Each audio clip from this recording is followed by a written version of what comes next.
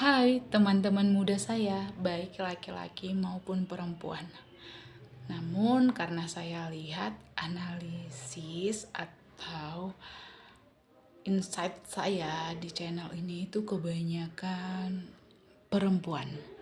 Jadi saya mau bilang sama sesama saya dan sahabat-sahabat saya perempuan, kalau akhir-akhir ini sangat sering kita lihat di mana semaraknya suatu hubungan, baik dalam relationship, masih berpacaran, masih belum menikah kayak gitu, tapi kenapa hubungannya kandas karena perselingkuhan. Dan tidak sedikit juga bahwa pernikahan kandas atau tidak berlanjut kayak gitu karena perselingkuhan.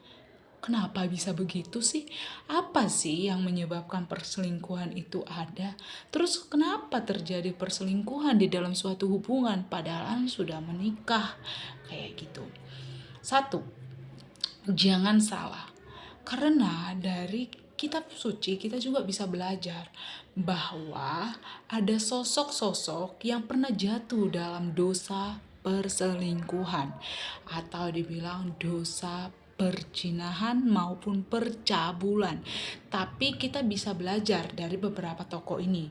Apakah kita mau menjadi tokoh yang ketika ditegur karena salah langkah, tapi karena ditegur akhirnya jadi iri, balas dendam, dan mengakibatkan terjadinya kematian. Terus, atau belajar dari sosok yang sadar bahwa langkahnya salah dan ketika dia ditegur dan diingatkan supaya berbalik ke jalan yang benar dan bertobat kembali ke jalan Tuhan dan mengakui kesalahannya, maka Tuhan pulihkan kehidupannya dan dia meninggalkan dosanya. Lalu Tuhan kembali memulihkan hidupnya dan memperbaiki hidup-hidupnya. Siapakah tokoh-tokoh itu?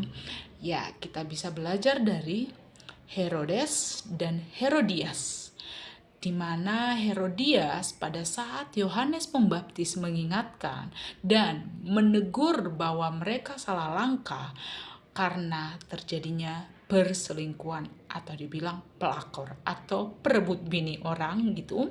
Tapi mereka tidak terima, terutama Herodias tidak terima sehingga dia meminta Yohanes Pembaptis kepalanya dipenggal lalu dipersembahkan.